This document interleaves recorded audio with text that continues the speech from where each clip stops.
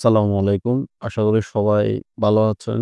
আজকের এই ভিডিওতে আমরা শিখব Photoshop-এ কিভাবে গ্রিড লাইন ড্র করতে হয় সে বিষয়টা। Photoshop-এ গ্রিড লাইন ড্র করার জন্য আপনাকে এখানে নিউ ফাইলে আসবেন। ফাইলে আসবেন। ফাইল থেকে কন্ট্রোল লাইন অথবা নিউতে ক্লিক করে আপনারা এখান থেকে একটা ট্রান্সপারেন্ট ব্যাকগ্রাউন্ড দিয়ে একটা ফাইল ক্রিয়েট করে নেবেন। ক্রিয়েট করার পর এখানে এই দেখেন এখানে যে লাইন টুল আছে এখানে লাইন টুলে আসবেন। যদি লাইন টুলটা না থাকে তাইলে মাউসের লেফট বাটন ক্লিক করার পর এখান থেকে লাইন টুলটা আপনারা সিলেক্ট করে নেওয়ার পর আচ্ছা আরেকটা জিনিস আগে করতে হবে এখান থেকে আপনারা লাইনগুলো এখানে নিয়ে আসবেন 45 ডিগ্রি অ্যাঙ্গেলে। আর এটাও আপনারা 45 ডিগ্রি অ্যাঙ্গেলে নিয়ে আসবেন। এরপর লাইন টুলে আসবেন। লাইন টুলে আসার পর এখান থেকে নোল্ড এখানে আপনার এখানে হয়তো অনেক বেশি থাকতে পারে। আমার এখানে 5 পিক্সেল আছে। আপনি 5 অথবা 10 পিক্সেল দিবেন। 10 পিক্সেলের বেশি দিয়েন না।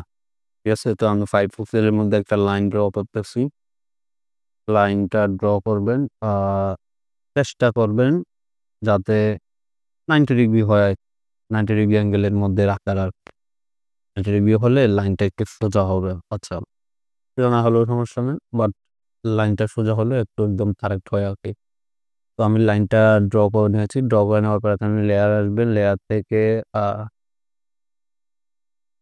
ওখান এখানে এডিটে আসবেন। লাইন ড্র করা শেষ হয়ে গেলে আপনারা এখান থেকে এডিটে আসবেন। এডিট থেকে আসার পর আপনারা এখানে ডিফাইন প্যাটার্ন এ ক্লিক করবেন। ডিফাইন প্যাটার্ন এ ক্লিক করার পর এখানে একটা প্যাটার্ন নাম দিবেন। তো আমি দিচ্ছি গ্রিড। আপনারা যেকোনো নাম দিতে পারেন। তো একটা ওকে দিলাম সেভ হয়ে গেল। দেখেন আমার এখানে দেখেন ওয়াটার যে এখানে যে আছে দেখেন এখানে প্যাটার্ন নাম ক্লিক করা। এই প্যাটার্নের নিচে একটা দেখেন একটা প্যাটার্ন ক্রিয়েট হয়ে গেছে। এখন আমরা যে আরেকটা ফাইল ওপেন করে রেখেছি, সেই ফাইলে আসবো। আসার পর লেয়ারে আসবো। লেয়ার থেকে নিউ লেয়ার থেকে প্যাটার্ন। প্যাটার্ন থেকে আমরা এখানে কোনো কিছুই চেঞ্জ করব না। এটা নাম চাইলে আপনারা চেঞ্জ করতে পারেন বাট না চেঞ্জ করলেও কোনো সমস্যা নাই।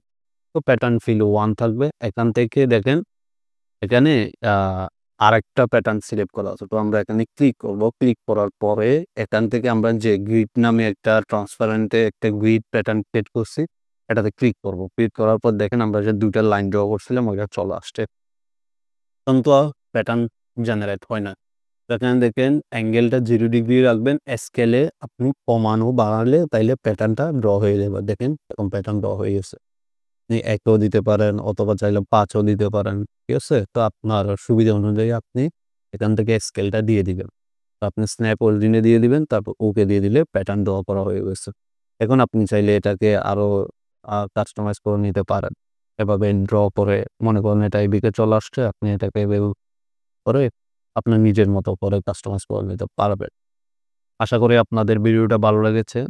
যদি ভালো লেগে থাকে তাইলে আমার চ্যানেলটাকে সাবস্ক্রাইব করিয়েন এবং আমার ফেসবুক পেজও ফলো করতে পারেন।